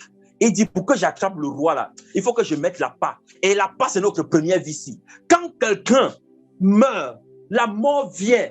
C'est-à-dire que dès que tu mets la part là, la mort jaillit pour manger la première vie. C'est alors là que le roi surgit en tant que la vie de Christ pour engloutir la mort. Hey, sagesse infinie de Dieu. Vous commencez à comprendre pourquoi on a dit celui qui naît 2 fois va mourir une seule fois. Saint-Esprit. Saint-Esprit de Dieu. Une sagesse qui dépasse l'entendement. Continuons. Alors, regardez, la plus bonne nouvelle, moi, que j'ai trouvée dans toute la Bible, c'est le verset qu'on va lire. Pour moi, là, c'est la meilleure nouvelle sur laquelle je suis jamais tombé. Nous sommes dans Actes chapitre 2, du verset 22 au verset 24. Rontoli kandala sakata kebresende. Yamali ringata gana sonko koboli kandala rikata na yanda. Zipata kanda sidrari arandali yamata kala koroko kono sete. Verset 22 à 24, Acte chapitre 2. Suivez. C'est Pierre qui parle. Oh, bien-aimé Pierre, on se reverra bien. On va se voir bientôt. Hommes israélites, écoutez ces paroles. Jésus de Nazareth, cet homme, devant vous, par les miracles, les prodiges et les signes. On revient là-dessus. Dieu rend témoignage à quelqu'un par des miracles, des signes et des prodiges. Donc, ceux qui disent qu'ils sont les témoins de Christ là, et qui ne voient pas ça, ils vont eux-mêmes écrire une autre Bible dans laquelle ils vont expliquer ce qu'ils font. Alléluia. Ils vont écrire la Bible. Parce qu'entre-temps, celle qu'on lit là, il dit qu'il rend témoin. Il rend témoignage à qui? Par des signes, des prodiges et des miracles. Donc, quand vous voyez des signes, des prodiges et des miracles au milieu de vous, que vous craignez le Seigneur, que vous honorez son nom, vous voyez ça, sachez qu'il y a la vérité dedans. Alléluia. Et qu'il a opéré par lui au milieu de vous, comme vous le savez vous-même. Cet homme livré selon le dessein arrêté et selon la pression de Dieu, vous l'avez crucifié, vous l'avez fait mourir par les mains impies. Et verset 24, suivez. Le verset 24, il y a le miel dedans. Quand tu perds ça, tu découvres quelque chose. Dieu l'a ressuscité en le délivrant des liens de la mort, parce qu'il n'était pas possible qu'il fût retenu par elle.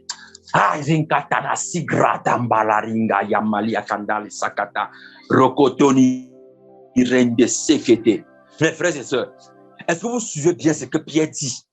Pierre est en train de dire que Dieu avait fait un plan. Son plan, c'était que, mon fils, laisse que le lien de la mort t'enchaîne. Quand la mort va descendre avec toi dans le séjour des morts, c'est pour que tu ailles visiter leur quartier général. Quand tu vas visiter, tu vas voir leurs faiblesses. Elles ne peuvent pas te retenir. Les liens de la mort ne peuvent pas te garder. C'est impossible. La mort n'avait pas la force de garder Christ. Alors que jusqu'à présent, la mort avait gardé tous les hommes. Voilà pourquoi tous ceux qui servaient le péché étaient dans la servitude. Parce qu'ils craignaient la mort. La mort leur disait que si tu ne fais pas ça, je vais te tuer. Et de toute façon, tu vas mourir. Mais tu as peur quand même. Tu fais ce que la mort te demande. C'est comme quand les bandits viennent chez toi avec les armes et non cagoulés. Il faut combattre qu'ils vont te tuer. Donc, tout ce qu'ils te demandent là, que vraiment fais d'abord ça, ils vont seulement t'utiliser. Ils vont te tuer de toutes les façons. Donc, mieux, ils te tuent et qu'on passe dessus. Alléluia. En fait, c'est... Donc, ne vous laissez pas tromper. La mort, c'est un menteur. C'est-à-dire, le diable lui a appris le mensonge. Comment faire ça? Il dit que non, tu vois, si tu fais ça, je vais te laisser. Tu fais. Il augmente le péché. Maintenant, il faut... Tu avais une seule petite, non. Maintenant, il te faut 2. Augmente à 3, 5. Bon, ajoute la cigarette, ajoute l'alcool. Maintenant, mets le mensonge. Si tu ne le fais pas ça, je vais te tuer. Si l'autre apprend que je suis ici, je vais faire comment? Pourquoi tu as peur de ça? Tu as peur de ça, pourquoi? Parce que la mort te dit que si elle apprend, tu vas mourir. Mais dis, ajoute quand même une autre. Vraiment, un esclavage comme ça là. Un esclavage. Et les gens ils ne veulent pas Christ. Ils sont dans ça, ils ne veulent pas le Seigneur. Je vous dis, Dieu sera sans pitié. Ce jour-là, on ne va pas le reconnaître. On va regarder le Père comme ça. Mais comme on sera dépourvu des sentiments humains, personne ne va dire, oh Père, que tu es méchant. Personne ne va dire ça. On va dire, tu es juste, oh Père. Que ton nom soit sanctifié. Toi qui fais cette œuvre que nous voyons, tu es juste, comme l'ange a dit. Oh, ils ont bu le sang de tes saints et tu leur donnes du sang à boire. Maintenant, c'était un sang qui brûlait. Quand ils buvaient, ça brûlait l'intestin, ça brûlait l'intérieur. Les gens pleuraient. Ils cherchaient la mort, mais la mort les fuyait. Apocalypse chapitre 9. Les gars cherchent la mort maintenant que mort, prends-moi, je pars. La mort dit, hey, je ne veux pas les problèmes. Il y a un gars qui m'a dit que je ne m'amuse pas. Il m'a vaincu une fois, je ne veux pas les problèmes. Donc, restez là-bas dans votre affaire.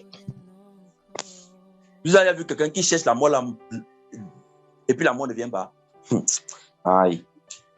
Dieu l'a ressuscité en le délivrant des liens de la mort parce qu'il n'était pas possible qu'il fût retenu par elle. De la même manière qu'il n'est pas possible que la mort retienne Christ, de la même manière aussi, tous ceux qui confient l'espérance en Christ, il ne sera pas possible que la mort te retienne.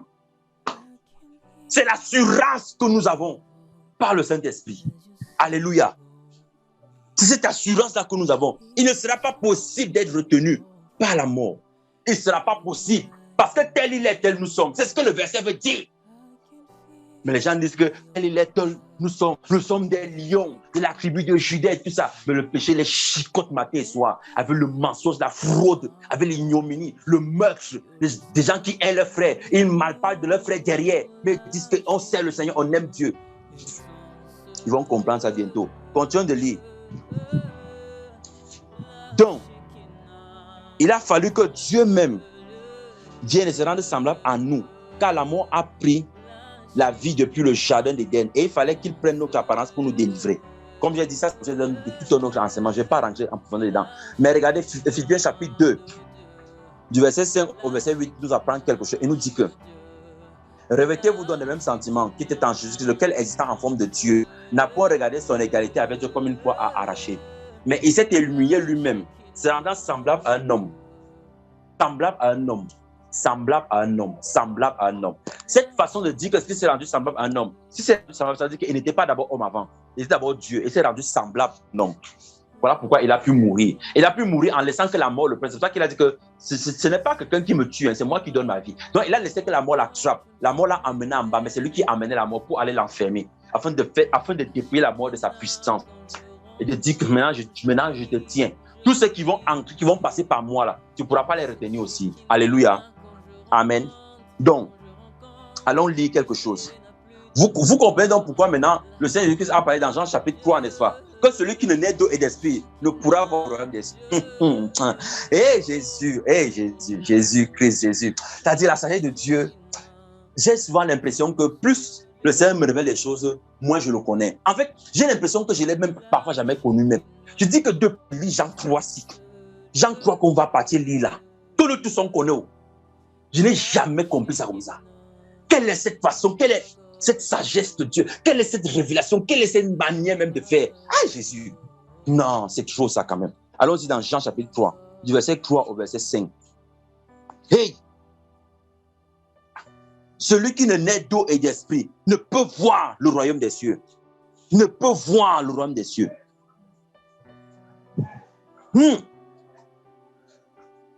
Jésus répondit, en vérité, je te le dis, si un homme ne naît d'eau et d'esprit, il ne peut entrer dans le royaume des cieux. Ce qui est né de la chair, chair. Ce qui est né de l'esprit est esprit.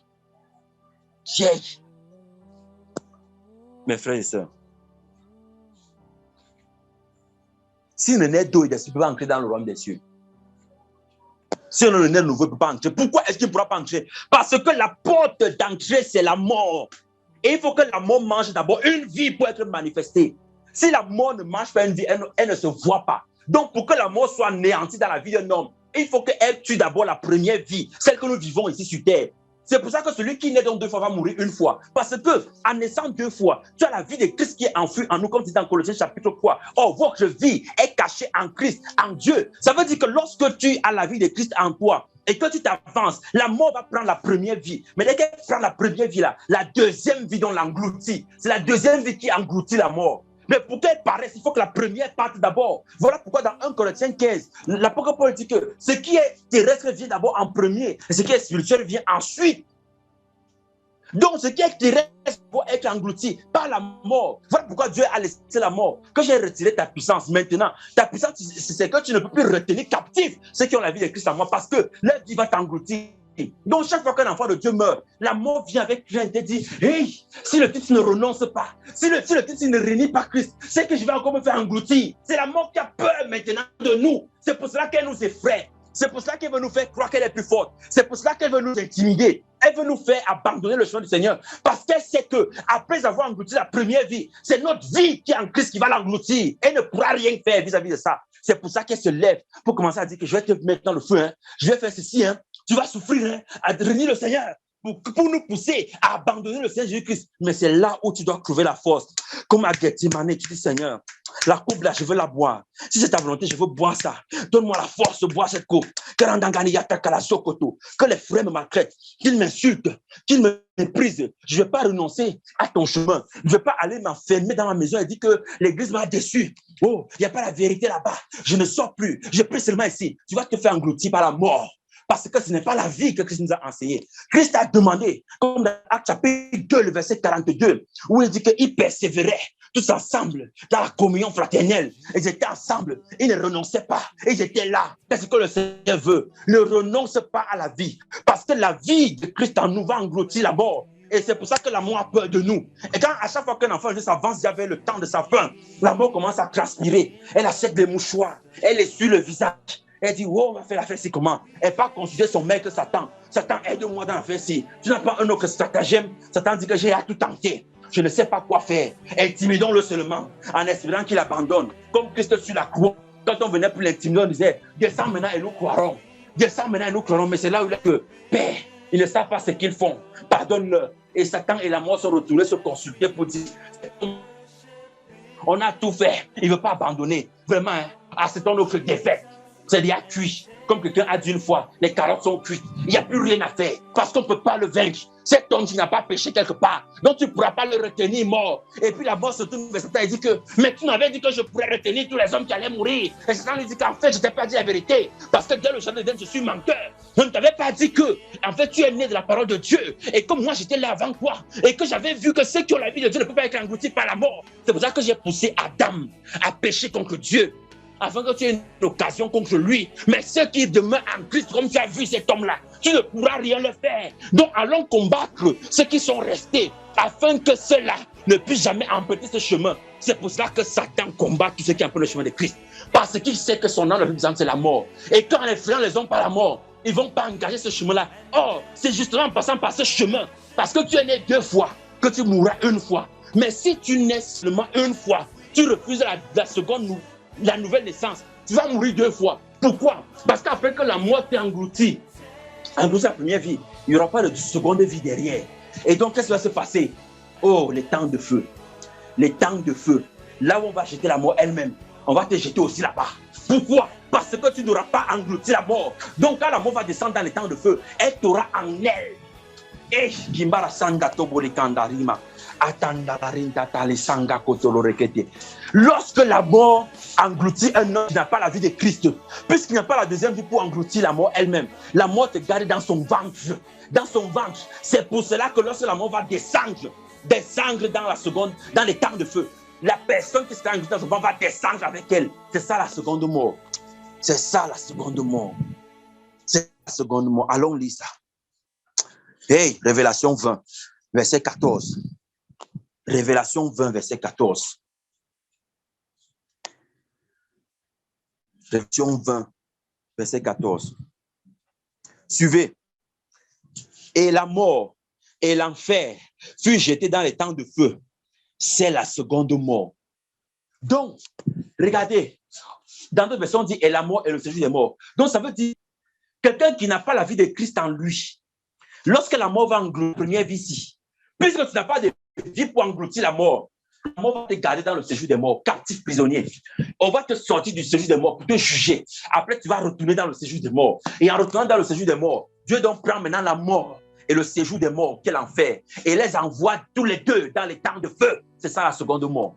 Donc, toutes les personnes qui sont dans le ventre du séjour des morts vont descendre avec elle en enfer. Voilà pourquoi les hommes iront. Les hommes n'iront pas parce que Dieu est méchant, mais les hommes iront seulement parce qu'ils n'auront pas accepté la deuxième vie qui peut engloutir la mort. Mon frère, ma soeur, si tu as compris quelque chose aujourd'hui,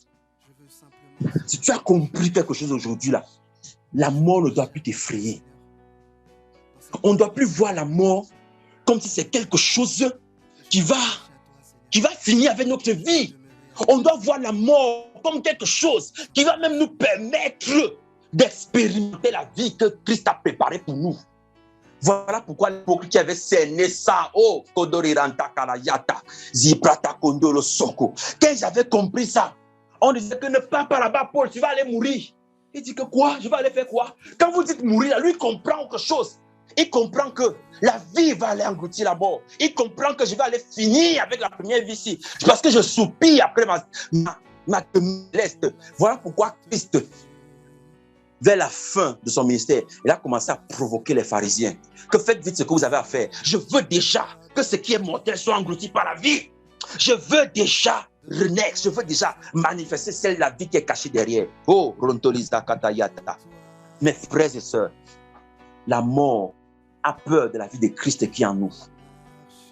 Si on comprend ça aujourd'hui et qu'on commence à prier pour dire, Seigneur, non seulement je dois plus avoir peur de la mort, mais donne-moi le courage de pouvoir ne pas avoir peur de la manière dont la mort va venir me prendre. Je ne veux pas avoir peur de cette manière-là. Tu peux décider que je parte d'une manière violente ou d'une manière douce, mais ce qui importe, c'est que je ne serai pas retenu par les liens de la mort. Donne-moi le courage, comme Jésus à Gethsemane, de pouvoir prier pour résister, ne pas rebrousser chemin lorsque je serai face à la mort. Alléluia. Parce que la vérité, elle est tout autre. C'est que c'est la mort qui a peur de nous. Ce n'est pas l'inverse. Ce n'est pas l'inverse. Ce n'est pas l'inverse. L'amour de Dieu manifesté. Je voudrais qu'on prie, mes frères et sœurs. Hey, Jésus. Vous allez voir la mort différemment maintenant. Même quand vous partez au deuil d'un frère qui est mort, vous allez voir les documents. Oui, on sera triste parce qu'on ne va plus voir le frère maintenant. Mais ce qu'on sait, c'est que la mort est en transpiration maintenant. Là. Quand c'est un frère, on sait que la mort a les genoux qui tremblent. Satan lui dit, va, c'est ton travail. La mort dit que je fais comment? Mais elle doit partir. Et la vie du frère engloutit la mort. C'est pour ça que quand un enfant de Dieu meurt, il doit toujours avoir des conversions. Je ne crois pas en ces choses qu'un véritable enfant de Dieu meurt et sur le plan physique, les gens ne se convertissent pas. Je ne crois pas en ça. Parce que Jésus, même lors de sa mort, il a réconcilié Hérode et Pilate. Deux ennemis qui ne se parlaient pas. Hérode et Pilate. Yeah! Mais Christ les a réconciliés par sa mort. Mais c'est nous, en tant qu'enfants de Dieu, quelqu'un meurt, on n'est pas réconciliés. Mes frères et sœurs, si tu peux garder cette image dans ton esprit, de lorsque tu t'avanceras vers le lieu où la mort sera engloutie par la vie, tu commences à regarder la mort comme ça, tu dis, ah, le combat, ce sera intéressant. Tu me fais souffrir dans la chair, mais je vais souffrir dans la chair ici, mais devant là, c'est toi qui vas souffrir. La mort est là derrière, avec les genoux qui tremblent. Dit que, oh, Satan, délivre-moi. Satan dit, je n'ai pas la puissance. On a tous été vaincus. La mort est le seul être à qui Satan ne ment pas. Satan lui dit que, parce que moi-même, je sais que tu me prends, donc écoute, je vais te dire la vérité. Le monsieur qui vient là, il n'a pas, tout ce que je lui ai proposé là, il n'a pas accepté. Dans colère, il n'est pas resté. Dans méchanceté, il n'est pas resté. Dans frustration, il n'est pas resté. Je dis tout ce que j'ai proposé les femmes, l'alcool, la débauche. J'ai proposé de vivre une vie sexuelle. Il a refusé tout ça. Il ne voulait rien entendre. J'ai même posé des surfacturations au bureau en disant que si tu prends même ça, tu vas bien vivre. Regarde comment tes enfants souffrent. Il a refusé. Donc comme tu parles là, sache que c'est mauvais pour toi. Je ne peux plus rien faire. Et puis la mort regarde et dit à Satan que tu m'as trompé. Et Satan lui répond, je n'avais pas le choix. On a tous été trompés parce que Jésus nous a eus. Je ne savais pas qu'il allait faire ça. Et pendant ce temps, l'enfant de Dieu s'avance avec assurance pour triompher de la mort. Alléluia. Je voudrais que tu commences à prier maintenant pour dire au Seigneur, engloutis toutes les peurs, craintes que j'avais de la mort. Car aujourd'hui, j'ai compris que si je l'ai deux fois, je vais mourir une seule fois. Parce que après que la mort ait englouti la première vie, c'est la vie de Christ en nous qui va engloutir la mort. Et la mort sera sans force.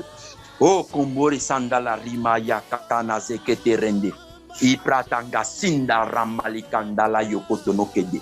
Ayanta Siga. Talaragani Rankata Sikoto. Oh, éternel notre Père, notre Dieu, nous te bénissons pour l'œuvre de la croix, pour ce mystère si profond que nous ne pouvons même pas sonder le commencement. C'est comme sonder un dé entre 0 et 1 dans l'ensemble des nombres réels. Il ne peut même pas commencer à compter. C'est ainsi que l'œuvre de la croix est. On voit une bonne 0, 1, on se dit que c'est petit. Mais en fait, à l'intérieur, selon la connaissance, la richesse que tu nous donnes, c'est impossible.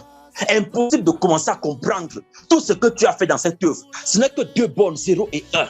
Mais de partir de 0 à 1, c'est impossible à compter parce qu'il y a une infinité de révélations à l'intérieur. Seigneur, nous te bénissons parce qu'aujourd'hui, nous ne voyons plus la mort comme quelque chose qui vient pour nous intimider. Nous voyons la mort, Seigneur, comme une opportunité de manifester ta vie, de la manifester, que la vie qui a nous engloutisse la mort. Seigneur, accorde-nous donc le courage et la force de pouvoir résister et de tenir ferme lorsque la mort se lèvera contre nous. Le moyen qu'elle va utiliser pour nous torturer, nous faire peur, nous menacer par la intimité, par les problèmes, par toute forme de choses, pour nous faire mourir à petit feu et nous dire, renonce au Seigneur Jésus, abandonne-le. Je prie afin qu'au nom puissant de Jésus-Christ, que toutes ces choses-là tombent, que toutes ces choses-là tombent, que ces choses-là tombent. Que toutes ces choses tombent au nom de Jésus. Que toutes ces peurs-là tombent, Seigneur. Que les craintes disparaissent et que l'assurance naisse au nom de Jésus-Christ. Que les craintes disparaissent et que l'assurance naisse au nom de Jésus. Oui, que tous ceux qui étaient dans la servitude du péché, par crainte de la mort, prennent courage aujourd'hui et se disent en eux-mêmes, par ton esprit, je suis plus fort que la mort si Christ est en moi. Oui, au nom de Jésus, toi qui étais captif de la servitude, toi qui étais prisonnier des chaînes de la servitude du péché, relève-toi maintenant. Que le courage et la force du Saint-Esprit te relève au nom de Jésus. N'abandonne pas, ne rebrousse pas chemin. Ne te dis pas que ta vie est finie, elle est cuite, que personne ne peut plus rien faire pour toi. Non, il y a un sauveur qui est dans les cieux. Il intervient comme sacrificateur parce qu'il est éternel sur l'ordre de Melchisédek. Dieu a juré par lui-même en disant que la mort ne prévaudra point sur lui. Et c'est pour ça que quand il est venu sur la terre, il a dit que l'église que je bâtis sur le Saint-Esprit, qui est la principale. Oh, Kingala Sankata Yokoto. Tous ceux qui seront bâtis sur cette révélation de ce que je suis le Fils de Dieu.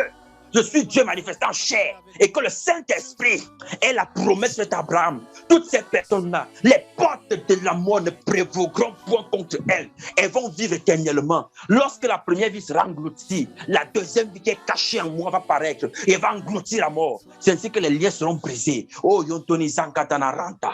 Aie courage et relève-toi. Prends force et avance, car la vie qui est en toi, si tu es enfant de Dieu, va engloutir la mort. Mais si tu ne l'es pas encore, dis simplement, Seigneur, Seigneur, je te veux comme mon Seigneur sauveur, comme mon maître. Je te décide dans ma vie. Viens, afin que j'ai cette capacité-là de pouvoir engloutir la mort lorsque se présentera à moi. Que ton amour me submerge. Au nom de Jésus-Christ. Nous voulons ton amour, Seigneur. Ton amour, Seigneur. Ton amour, Seigneur. Ton amour, Seigneur. Nous voulons ton amour, Seigneur, ton amour, Seigneur, ton amour, Seigneur, ton amour, Seigneur, pour vaincre la mort, ton amour, Seigneur, pour demeurer en toi, ton amour, Seigneur, pour pouvoir aimer ton amour, Seigneur, et tenir ferme ton amour, Seigneur, pour bénir nos ennemis, ton amour, Seigneur, ne pas pratiquer la loi, ton amour, Seigneur, et marcher dans la grâce, ton amour, Seigneur, pour demeurer en toi, ton amour, Seigneur, donne-nous ton amour,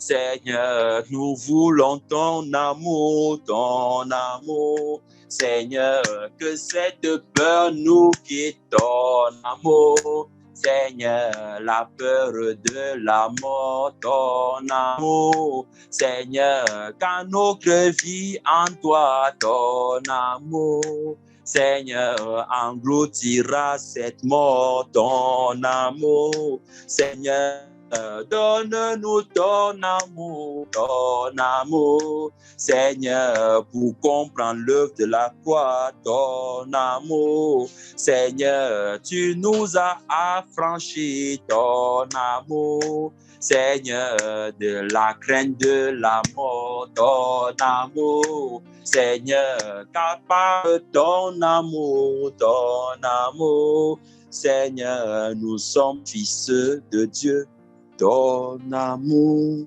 Seigneur. Alléluia, ton amour, Seigneur. Alléluia, et ton amour, Seigneur, alléluia, ton amour. Seigneur, béni soit ton amour, ton amour. Seigneur, manifesté en Jésus, ton amour. Seigneur, notre espérance, ton amour. Seigneur, et notre époux fidèle, ton amour. Seigneur Jésus, je t'aime, ton amour. Seigneur Jésus, moi je t'adore, ton amour. Seigneur, je bénis l'œuvre de la croix, ton amour. Seigneur, car par amour pour moi, ton amour. Seigneur, tu anéantis la mort, ton amour. Seigneur, Père, merci infiniment. Merci pour cette grâce merveilleuse. Merci pour ton amour, Seigneur. L'œuvre de la croix est plus profonde que ce que nous avons partagé aujourd'hui. Il est prétentieux de penser qu'on a même commencé à expliquer quelque chose. Tellement c'est profond. Tellement ton amour qui a été manifesté a des mystères, des choses impossibles, incroyables. Nous te bénissons pour cela. Merci encore, Seigneur, pour ce partage. Que plusieurs de tes enfants soient arrachés de la puissance des ténèbres et du feu. Béni sois-tu, Père. Que le règne et la gloire te reviennent. Au nom de Jésus, nous avons prié. Amen.